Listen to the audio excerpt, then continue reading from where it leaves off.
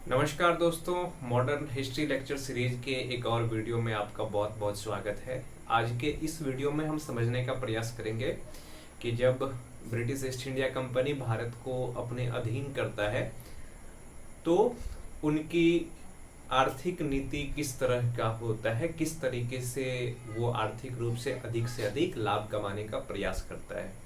पिछले वीडियो में हमने ईस्ट इंडिया कंपनी के शासन के दौरान उसका भू राजस्व नीति किस तरह का था, इस चीज को समझने का प्रयास किए थे। आज के इस वीडियो में उसके वाणिज्यिक नीति यानी कि मुख्य रूप से उनकी आर्थिक नीति किस तरीके का था, इसको समझने का प्रयास करेंगे। तो अंग्रेज के शासन के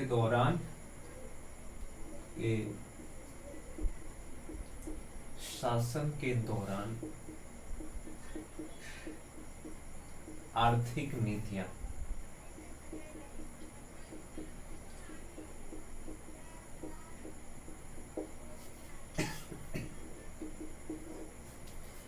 हम इस चीज को पहले ही समझ चुके हैं कि ये जो ईस्ट इंडिया कंपनी भारत आया था, इसका मुख्य उद्देश्य था व्यापार करना भारत के साथ। पर समय के साथ इनकी राजनीतिक भी महत्वाकांक्षा बढ़ता है और भारत को राजनीतिक रूप से भी अपने अधीन करने का प्रयास करता है। तो 1600 ईस्वी में चूंकि ईस्ट इंडिया कंपनी का स्थापना हुआ था, तो उनकी जो शुरुआती नीति था वो था उसकी वाणिज्यिक नीति। वो भारत मुख्य रूप से व्यापार करने के लिए आया था। 1600 ईस्वी से लेकर के जो 1757 ईस्वी तक का समय है, इस दौरान जो ईस्ट इंडिया कंपनी का नीतियां था, मुख्य रूप से इनकी वाणिज्यिक नीति था कि भारत से इनको व्यापार करना था। तो इस दौरान क्या होता था कि ईस्ट इंडिया कंपनी भारत से सामान खरीदते थे। भारत से क्या करते थे कि सामान खरीदते थे, और इस सामान को खरीदने के लिए ईस्ट इंडिया कंपनी को यूरोप से महंगे धातु को लाना होता था, चाहे वो सोने का सिक्का हो या चांदी का सिक्का हो। सामान खरीदने के लिए इसको क्या चाहिए था? चांदी या सोने का सिक्का। सिक्का लाता था। और ये जो समय काल है, इस समय एक तरफा व्यापार होता था। एक तरफा व्यापार का मतलब ये हो गया कि अधिकांश सामान भारत से खरीदा जाता था और इसको यूरोप में ले जाकर के बेचा जाता था। इस वजह से भारतीय अर्थव्यवस्था को इस दौरान काफी मुनाफा हुआ, क्योंकि जब भी किसी देश के साथ एक तरफा व्यापार होता है तो उस देश को लाभ होता है। पर इस समय ईस्ट इंडिया कंपनी को भी काफी मुनाफा हो रहा था, क्योंकि जब वो भारत के सामान खरीद करके यूरोप के बाजार में बेचते थे तो काफी महंगे दाम पर बेचते थे, लेकिन सबसे ज्यादा मुनाफा होता था भारतीय आर्थिक व्यवस्था को। भारत को बहुत ज्यादा क्या हो गया कि इस दौरान भारत को लाभ हो गया। पर 1757 में जैसा कि हम जानते हैं कि ईस्ट इंडिया कंपनी प्लासी की लड़ाई लड़ता है और उसके बाद वो बंगाल को अपने नियंत्रण में लेने का प्रयास करता है। तो 1757 ईस्वी के बाद ईस्ट इंडिया कंपनी की जो आर्थिक नीतियां हैं, इसमें परिवर्तन हो गया।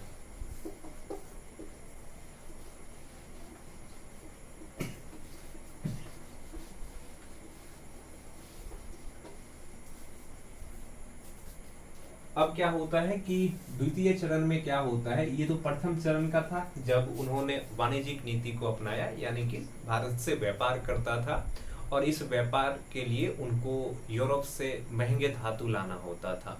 उसके बाद भारत से सामान खरीद करके यूरोप के बाजार में जब ईस्ट इंडिया कंपनी उस सामान को बेचता था तो उसको मुनाफा होता था। पर प्लासी और बक्सर की लड़ाई के बाद उसके व्यापारिक नीति में परिवर्तन होता है।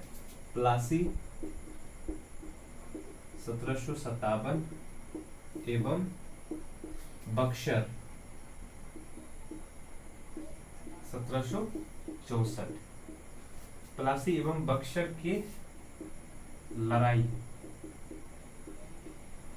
के बाद क्या देखने को मिलता है, किस तरह की चीज देखने को मिलता है।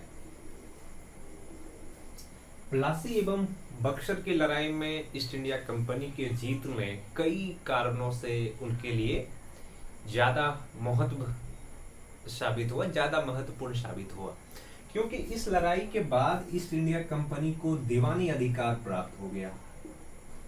दीवानी अधिकार,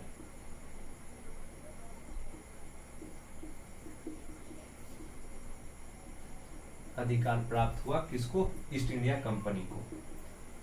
और दीवानी अधिकार प्राप्त होने की वजह से अब वो ज्यादा से ज्यादा भू राजस्व वसूल सकते थे, ज्यादा से ज्यादा पैसा उनको भारत में ही प्राप्त हो जाता था।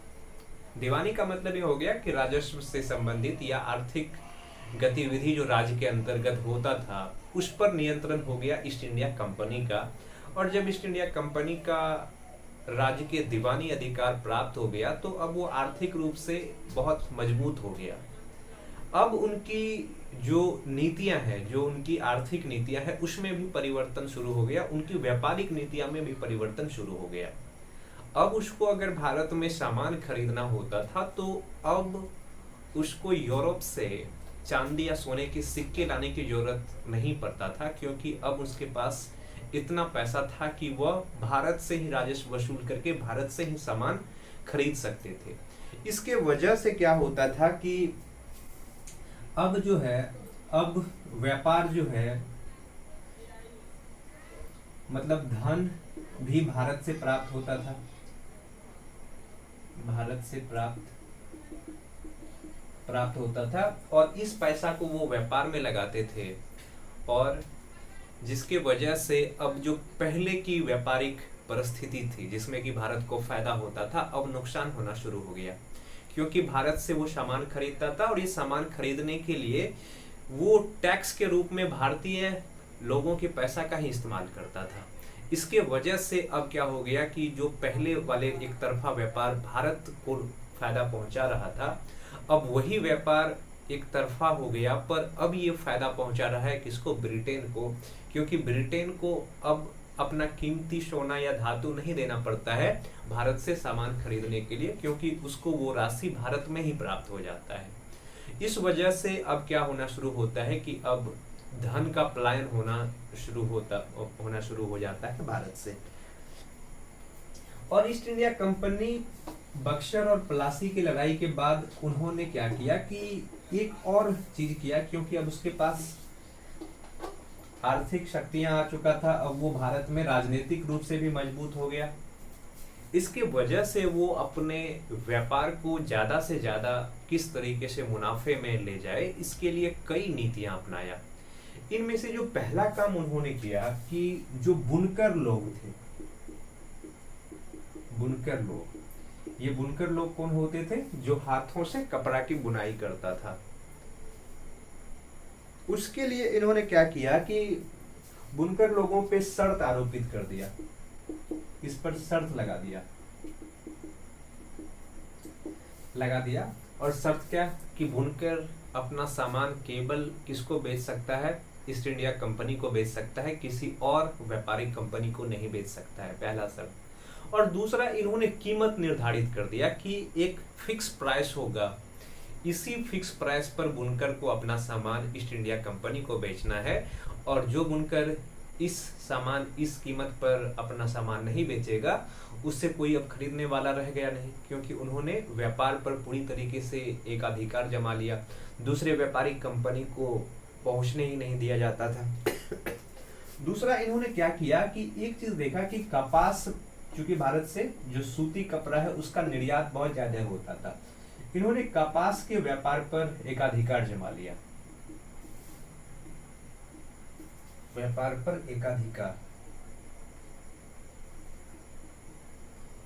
कपास के व्यापार पर एकाधिकार जमा लिया। एकाधिकार का मतलब कि अब कपास का जो भी व्यापार होगा वो केवल और केवल ईस्ट इंडिया कंपनी के साथ होगा, किसी और व्यापारिक कंपनी के साथ कपास का व्यापार नहीं होगा।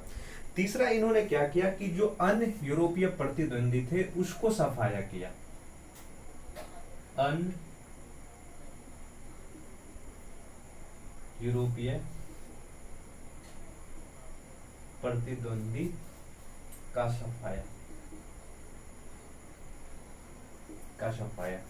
अन्य यूरोपीय प्रतिद्वंदी व्यापारी में मुख्य रूप से फ्रेंच, जो फ्रांसीसी व्यापारी थे, वो काफी चुनौती दे रहा था ईस्ट इंडिया कंपनी को। तो इन्होंने क्या किया कि अपने राज्य क्षेत्र में दूसरे व्यापारी कंपनी को व्यापार करने का अधिकार नहीं दिया, उनके अधिकार को समाप्त कर दिया। यानी कि पूरे तरीके से अब भारत की जो व्यापार है उस पर नियंत्रण हो चुका है किसका, ईस्ट इंडिया कंपनी का। भारत के लोग अपना सामान किसको बेचेंगे ये भी निर्धारित करेगा ईस्ट इंडिया कंपनी, कितने कीमत पर बेचेंगे इसका भी निर्धारण ईस्ट इंडिया कंपनी के द्वारा किया जाएगा। और दूसरे यूरोपीय व्यापारी जो है उनको उस राज्य में, उस क्षेत्र में व्यापार करने दिया ही नहीं जाता था कि लोगों के पास ये भी ऑप्शन हो कि अगर वो ईस्ट इंडिया कंपनी को अपना सामान नहीं बेचना चाहता है तो उसके पास दूसरा भी ऑप्शन है जिसको वो अपना सामान बेच सकता है, ये भी ऑप्शन समाप्त कर दिया। एक तरफ तो उन्होंने व्यापार पर इस तरीके से नियंत्रण किया, दूसरा जो भू राजस्व वसूला जाता था वो भारतीयों का था, जो सामान खरीदने के लिए उसको अब कीमत चुकाना होता था वो भी भारतीयों के पैसा से चुकाना शुरू कर दिया। तो इस तरीके से भारतीय व्यापार को 1757 ईस्वी के बाद ईस्ट इंडिया कंपनी ने बर्बाद करना शुरू कर दिया। इसके साथ ही 1750 ईस्वी के बाद यूरोप में एक और घटना होता है, और इस घटना की शुरुआत भी कहां से होता है, ब्रिटेन से होता है, और इसको कहते हैं औद्योगिक क्रांति। औद्योगिक क्रांति ने भारतीय व्यापार को और भी प्रभावित किया, भारत की जो आर्थिक नीतियां थी ईस्ट इंडिया कंपनी की उसको और भी प्रभावित किया।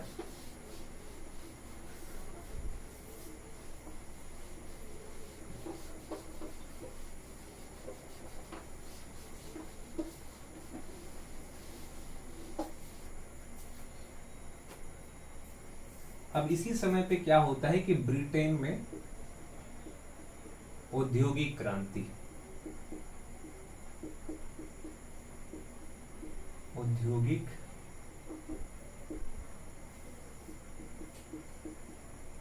क्रांति का प्रभाव। अब हम समझते हैं कि ब्रिटेन में जो औद्योगिक क्रांति हुआ, इंडस्ट्रियल रेवोल्यूशन हुआ, इसका भारत के आर्थिक नीति पर किस तरीके से प्रभाव पड़ा। तो औद्योगिक क्रांति की जो शुरुआत होता है 1750 ईस्वी के आसपास यूरोप में शुरू होता है।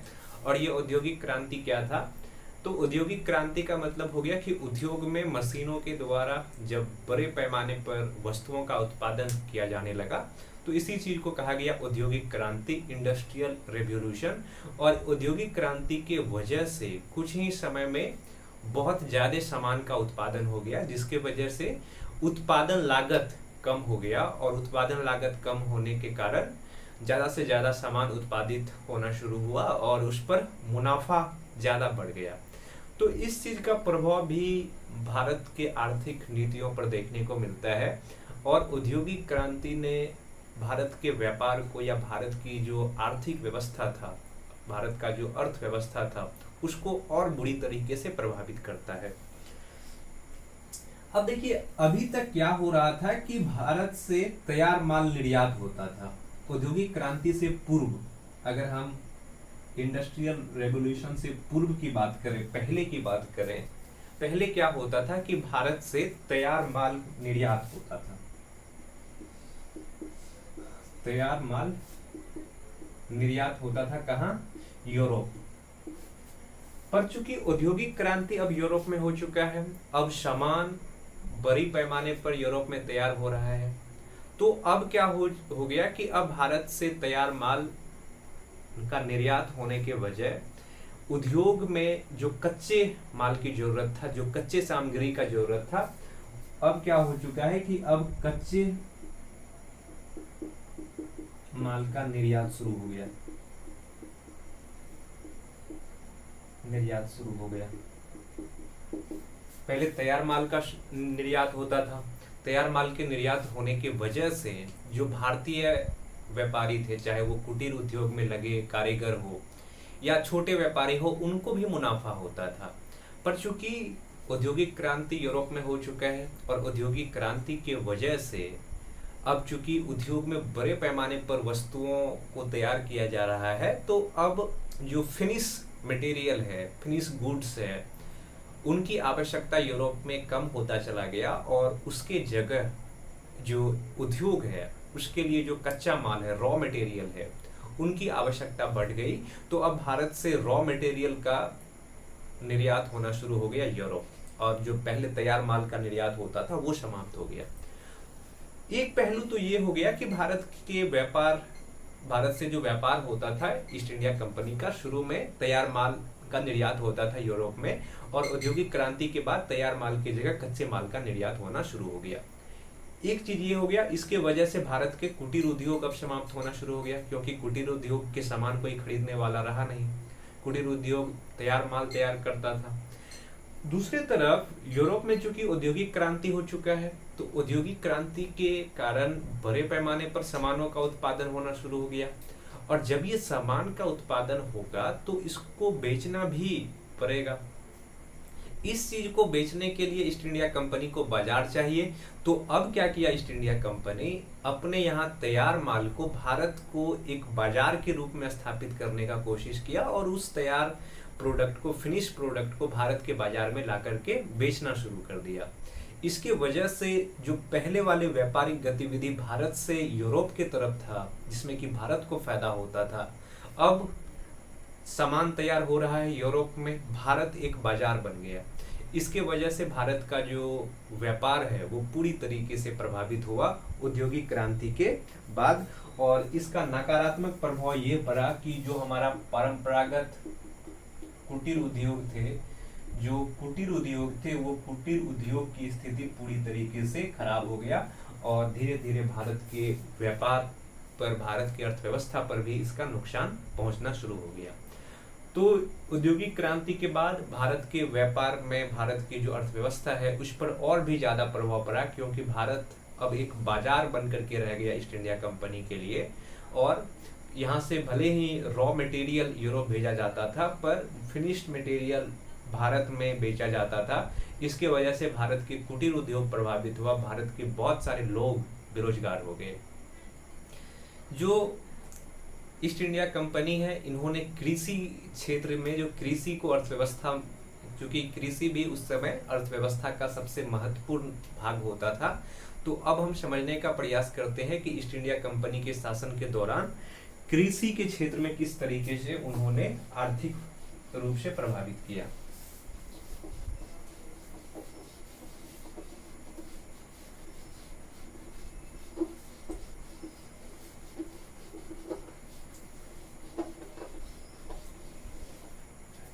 अब हम समझते हैं कि औद्योगिक नीति में उनका कृषि को लेकर के क्या नीति था।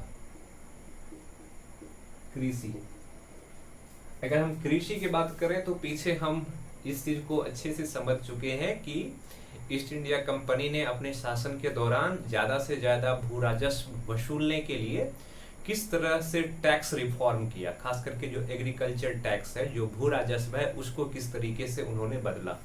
तो सबसे पहले तो इन्होंने क्या किया, कृषि में टैक्स बहुत ज्यादा बढ़ा दिया, नहीं, ताकि सीधे उसको टैक्स के राशि के रूप में ज्यादा से ज्यादा आर्थिक आमदनी आए, और इस पैसा का उपयोग वो ईस्ट इंडिया कंपनी व्यापार में या फिर अपने अधिकारी को सैलरी देने में, या उस समय जो भारतीय राज्यों को नियंत्रण करने का प्रयास कर रहा था, उस प्रयास में युद्ध पर खर्च कर सके। तो उन्होंने क्या किया कि भू राजस्व के दर को बहुत ज्यादा बढ़ा दिया। इसके वजह से कृषि में जो राजस्व की राशि है उसकी वृद्धि हुई, और किसान का मुश्किल बढ़ता चला गया। दूसरा, उन्होंने कृषि का व्यवसायीकरण कर दिया। कृषि का व्यवसायीकरण, कृषि का व्यवसायीकरण कर दिया, यानी कि उन्होंने भारतीय किसान को इस चीज के लिए अब मजबूर करना शुरू कर दिया कि किसान उस चीज का उत्पादन ज्यादा से ज्यादा करे जो व्यवसायिक हित में ज्यादा हो, जैसे कि कपास, चाय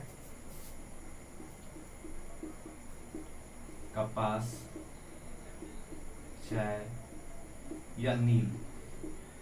जो वाणिज्यिक कृषि होता है, जो व्यावसायिक कृषि होता है, इसको उन्होंने बढ़ावा दिया। इस वजह से क्या हो गया कि जो अनाज का उत्पादन है, अनाज का उत्पादन बुरी तरीके से प्रभावित हुआ, और इस वजह से भारत पर समय समय पे कई अकाल आए, कई ऐसे स्थिति आए जब लाखों लोग खाने की वजह से, अनाज की कमी की वजह से उनकी मृत्यु हो गई। तो उन्होंने क्या किया कि ज़्यादा से ज़्यादा कृषि का वाणिज्यीकरण करने का प्रयास किया और किसान को इस चीज़ के लिए मजबूर करना शुरू किया कि किसान ज़्यादा से ज़्यादा उस फसल का उत्पादन करे जिससे ज़्यादा मुनाफा प्राप्त होता है, ज़्यादा कीमत प्राप्त होता है। और कृषि के वाणिज्यीकरण करने की वजह से क्या हो गया, किसान पर अगर हम प्रभाव को देखें कि इससे क्या प्रभाव पड़ा किसान पर, एक तो किसान का स्थिति बहुत ज्यादा प्रभावित हुआ क्योंकि अकाल आना शुरू हो गया। अकाल की स्थिति में किसान के पास अब अनाज ही नहीं होता था कि वो अपना और अपने परिवार का पेट भर सके। इसके वजह से अकाल जब आते थे तो बड़ी संख्या में लोगों की मृत्यु होती थी, क्योंकि ज्यादा से ज्यादा लोगों को वाणिज्यिक कृषि करने के लिए मजबूर किया गया। दूसरा, बेरोजगारी।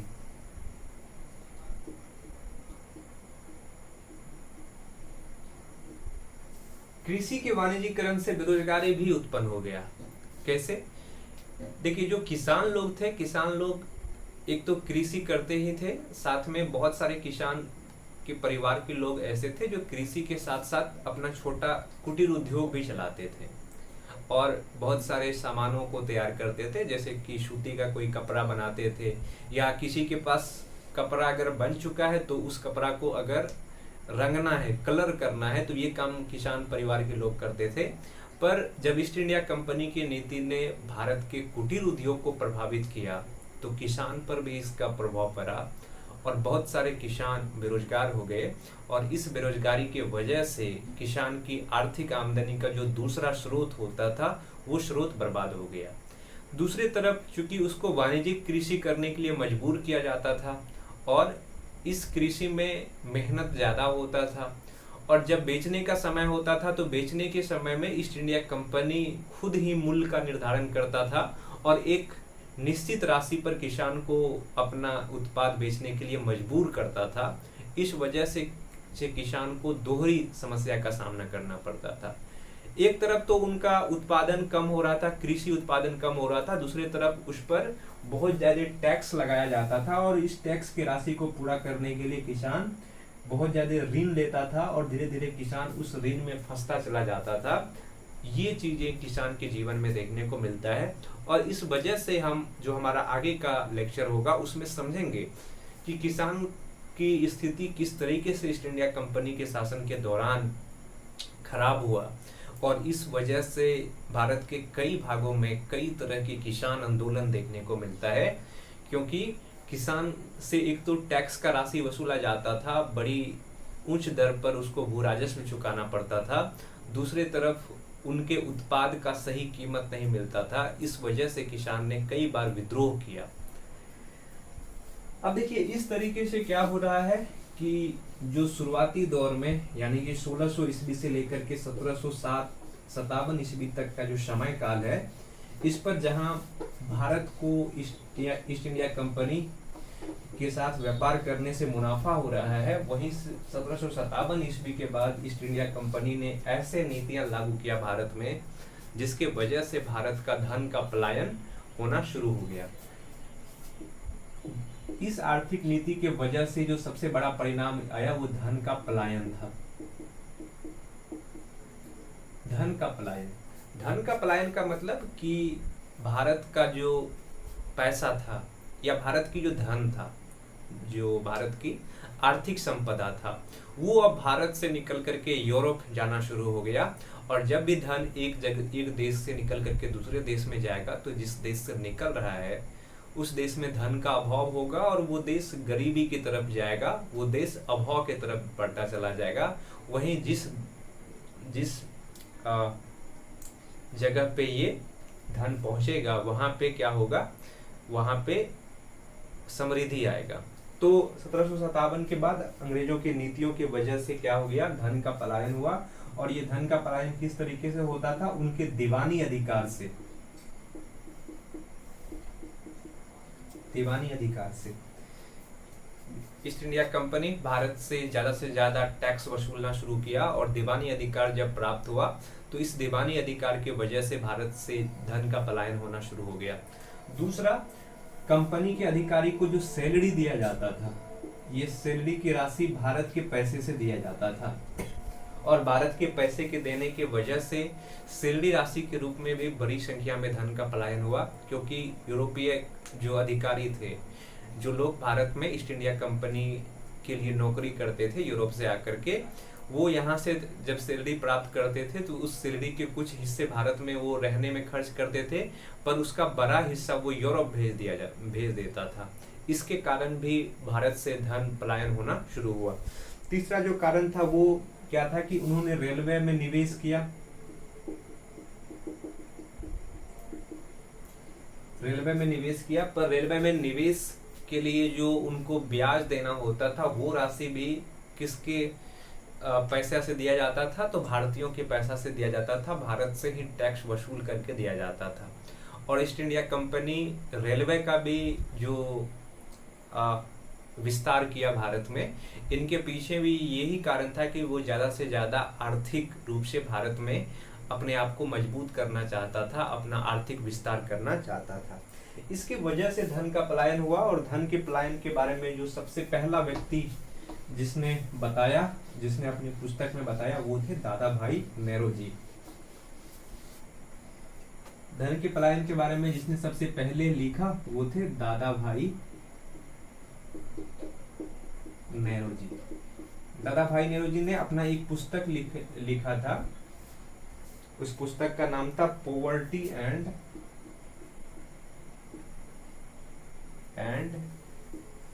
ब्रिटिश रूल इन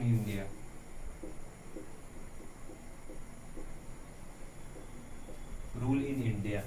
इस पुस्तक के माध्यम से दादा भाई नेरोजी ने इस चीज को बताने का प्रयास किया कि ईस्ट इंडिया कंपनी की आर्थिक नीतियों के वजह से किस तरीके से भारत का धन का पलायन यूरोप में हो रहा है, ब्रिटेन में हो रहा है, और किस तरीके से भारत पॉवर्टी की तरफ धकेला जा रहा है, गरीबी की तरफ धकेला जा रहा है।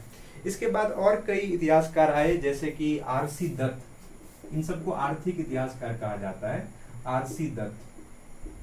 आरसी दत्त ने अपने एक पुस्तक लिखा भारत का आर्थिक इतिहास। उसमें धन के पलायन सिद्धांत को बताने का प्रयास किया।